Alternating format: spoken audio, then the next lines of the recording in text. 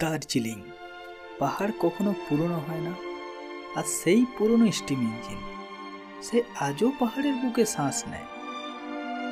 ধন্যবাদ ভগবান আমাকে এই অসাধারণ অনুভূতির সাক্ষী করার জন্য, আর ধন্যবাদ প্রকৃতি মাকে এমন এক স্থান সৃষ্টি করার জন্য।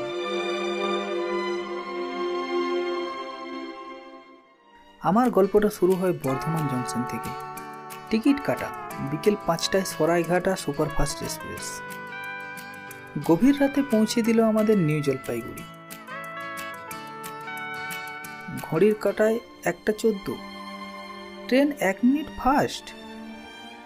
স্টেশনে বসে ভোরের অপেক্ষা, কখনো চোখ লেগে আসে, কখনো আবার খুলে যায়, টেরেই পাই না।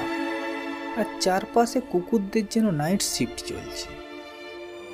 ভোর 3টে নাগাদ রওনা হলাম শিলিগুড়ির দিকে, কারণ আমাদের বাস সকাল 6টায়। বাস স্ট্যান্ডে পৌঁছে টিকিটের জন্য লাইনে দাঁড়িয়ে পড়লাম। 5টা 30 থেকে টিকিট দেওয়া শুরু। টিকিট নিয়ে জনপ্রতি 105 টাকা। বাস ছেড়ে দিল, আর কিছু দূর গিয়ে দাঁড়ালো রোহিণীতে একটু বিশ্রামের জন্য। আর সেখানেই আলাপ হয় আমার এক নতুন বন্ধুর সাথে।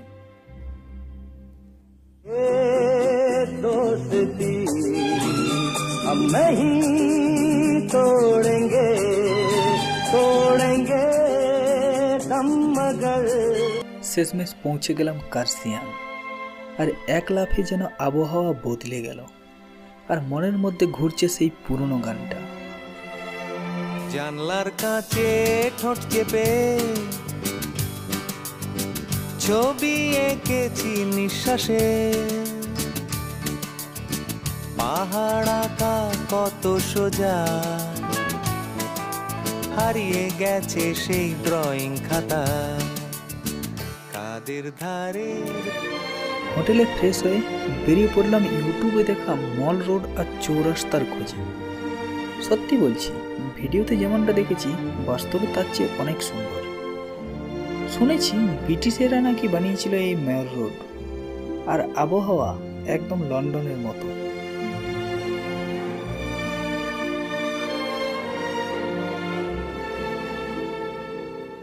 কে জানে কত সিনেমা, কত অ্যালবামই না শ্যুট হয়েছে এই চৌরাস্তার বুকে। জায়গাটা সমুদ্র থেকে 7001 ফুট উঁচু, আর এটাই সেই বাঙালির শৈল শহর, আমাদের দার্জিলিং। ভানুভক্ত আচার্য, ইনি সেই নেপালি কবি যিনি রামায়ণ নেপালি ভাষায় লিখেন, আর এই চৌরাস্তাতেই রয়েছে ওনার এক প্রতিমা। চৌরাস্তার ওপর প্রান্তে রয়েছে মহাকাল মন্দির। সত্যি জায়গাটা খুব শান্ত আর খুব সুন্দর।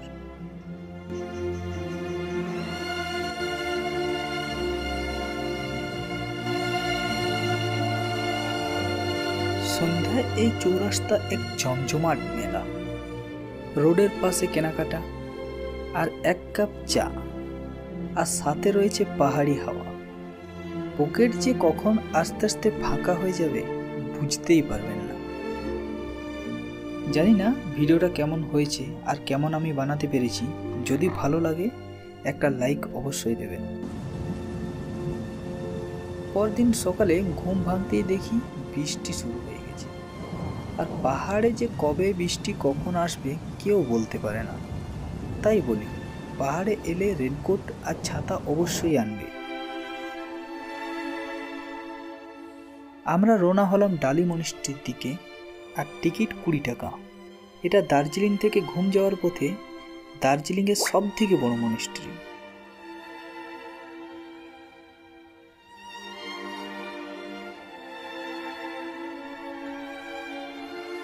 এই জায়গায় এসে আপনার মনে হবে, আমি কি সেই আমি যে ঘর আর কাজ ছাড়া জীবনে কিচ্ছু দেখেনি। এই মনিস্ট্রির আবহাওয়া সত্যিই আলাদা। জুন মাসে কখনো মেঘ, কখনো বৃষ্টি, আর কখনো হালকা রোদ। এক কথায় সেরা। ভিতরে রয়েছে গৌতম বুদ্ধের এক বিশাল প্রতিমা। পর্দা সরালেই এক অপূর্ব সুগন্ধ ভেসে আসে, যা মনকে শান্ত করে দেয়। এই সেই ঘুম, বইয়ের পাতায় পড়া সেই এক নাম। না জানি কত গল্পই না সত্যি। সমুদ্রপৃষ্ঠ থেকে ৭,০৪৭ ফুট উঁচুতে ভারতের সর্বোচ্চ rail station, steam engine, world heritage. কখনো কখনো এই স্টেশন মিলিয়ে যায় মেঘের মধ্যে, শুনলে অবাক লাগে না? ঘুমের থেকে দার্জিলিংয়ের দিকে একটু এগিয়ে গেলেই দেখা মেলে ঘুম মিনিস্ট্রি। বাইরে ছোট ছোট দোকান, ইচ্ছে হলে কিছু কেনাকাটাও করতে পারো। আর এই মনিস্ট্রিতে আছে গৌতম বুদ্ধের মূর্তি, যেটা তিব্বত থেকে মাটি নিয়ে এসে তৈরি করা। আর এখানে কিনতে পাওয়া যাবে খেলনা, ঘন্টা, ছোট ছোট বাচ্চাদের জিনিস। বাতাসিয়া লুপ নামটা কেমন দার্জিলিংয়ের সাথে জড়িয়ে আছে না? টিকিট 50 টাকা। এখানে স্পেশাল জিনিস কি জানো? ট্রেন এখানে এক রাউন্ড ঘুরে উপরে চলে যায়। এইভাবে সে দার্জিলিং থেকে ঘুম পৌঁছায়। আর এখানে রয়েছে গোর্খা সৈন্যদের জন্য বানানো মেমোরিয়াল। আবহাওয়া পরিষ্কার থাকলে দেখা যায় কাঞ্চনজঙ্ঘা। যখন ট্রেন এখানে আসে আর আপনি দাঁড়িয়ে আছেন, ভাবুন তো অনুভূতিটা, বলে বোঝানো যাবে না।